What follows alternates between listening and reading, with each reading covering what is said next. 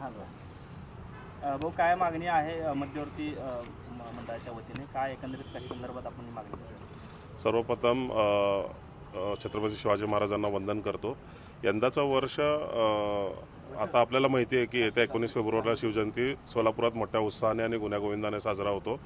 खरं तर 18 तारखेच्या रात्रीचा जो पाळणा सोहळा आहे तो महाराष्ट्रात का देशभरात फक्त सोलापुरातच मोठ्या उत्साहात आणि जल्लोषात साजरा केला जातो. यंदाच्या वर्षी महापालिका प्रशासन असतील, पालिका आयुक्त असतील, सगळ्यांना निवेदन दिलेलं आहे की जे मध्यवर्ती महामंडळाला साजरा करण्यासाठी, उत्साह साजरा करण्यासाठी जे सहकार्य लागतं त्याबद्दलच्या विविध मागण्या, जसं की स्वच्छता असेल, विद्युतीकरण असेल, लाईटिंग्स असतील, बाकी बसेसचे अरेंजमेंट्स असतील, अशा प्रकारच्या सर्व सुविधांसाठी ऑलरेडी प्रशासनाला आम्ही कळवलेलं आहे.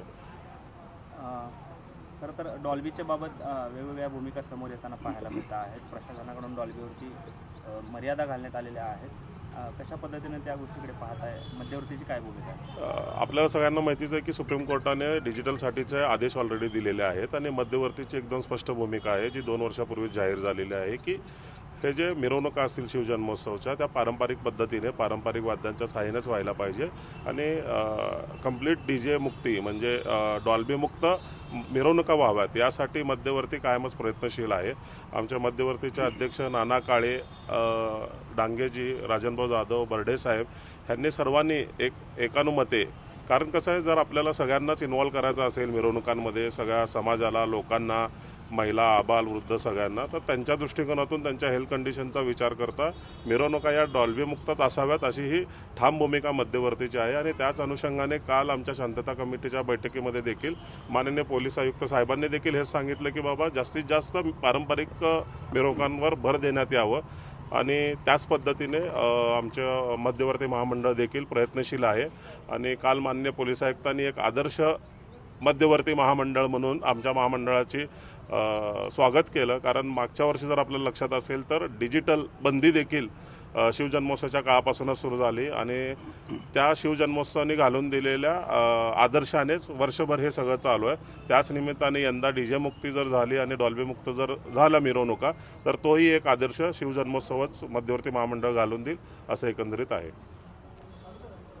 आपण दोन दोन बेस दोन टॉप इतक्या दिवस चालत होते. यावर्षी पहिल्यांदाच आपण माता रमाबाई जयंती यावर्षी साजरी करण्यात आली. त्या मंडळांना आपण असं आवाहन केलं होतं आणि आनंदाची बाब आहे की सर्वच मंडळांनी ते मान्य करून एक बेस एक टॉप आणि आवाज मर्यादित ठेवून आपली जयंती मिरवणूक काढली आणि खूप मोठ्या उत्साहात ती निघाली. आणि हीच अपेक्षा शिवजयंती उत्सव समिती समोर आम्ही मांडल्यावर या बाबतीत ते सुद्धा पॉझिटिव्ह आहेत आणि त्यांनी सुद्धा या बाबतीत मान्यता दिलेली आहे.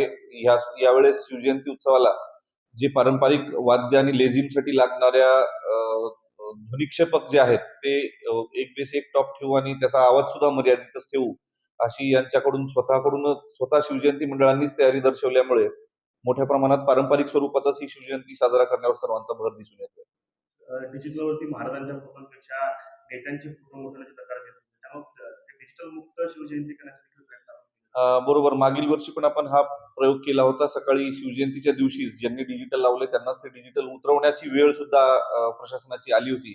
यावर्षी सर्वांना याबाबत सक्त सूचना देण्यात आलेल्या आहेत. डिजिटल लावून आपण म्हणजे फार विचित्र पद्धतीने सुद्धा हे डिजिटल लागले जातात.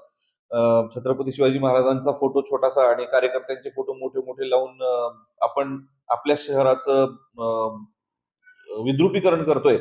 या अनुषंगाने या विद्रुपीकरणाला आळा बसावा याकरिता नो डिजिटल पॉलिसी ठेवूनच आपण हा सण साजरा करण्याबद्दल सुद्धा कालच्या बैठकीमध्ये चर्चा झाली आणि कुणीही डिजिटल लावणार नाही या बाबतीत सर्वजण तयार सुद्धा झालेले आहेत. आणि जर इलिगली डिजिटल लावले गेले तर ते निश्चित कठोर कारवाई प्रशासनाकडून करण्याची सूचना सुद्धा प्रशासकीय अधिकाऱ्यांना देण्यात आलेली आहे.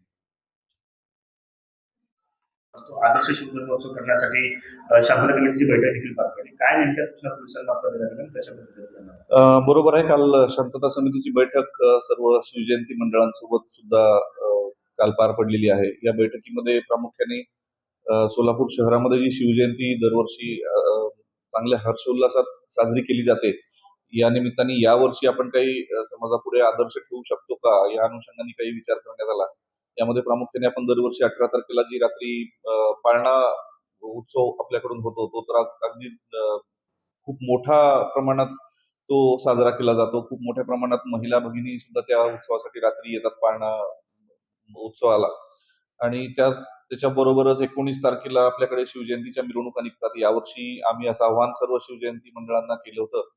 विशेषतः मध्यवर्तीचे सर्व पदाधिकारी सुद्धा या बैठकीमध्ये हजर होते. यामध्ये पारंपरिक वाद्यांसह यावर्षी आपण शिवजयंती साजरा करू असं एक आव्हान प्रशासनाकडून करण्यात आलं.